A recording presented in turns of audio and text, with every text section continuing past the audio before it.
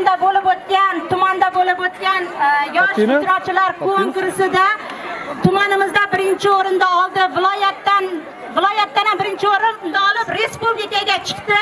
Respublikada faxrli o'rinlarni olib Abdulvosit bizning Globot qishlog'imizni yuksaklikka ko'targan mana shu iste'dodli o'quvchimiz hozir sizlarga o'sha respublika bosqichida aytib o'tgan qo'shig'ini ijro etib beradi.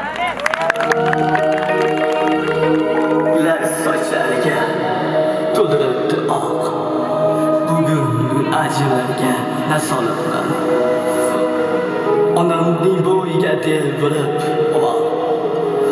onam qarigani sezmay qolibman. Ular sochlariga to'ldiribdi oq. Bugun ajinlarga nazar solibman. Onamning bo'yiga to'ldiribdi oq. Onam qarigani sezmay qolibman. Qachon men onamning qadriga yetdim, bevafo do'stlarga jon fido qildim.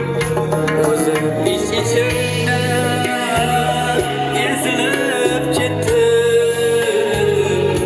Onam qarigani sezmay qolibman. O'zim ich-ichimda ezilib ketdim. Onam qarigani sezmay qolibman.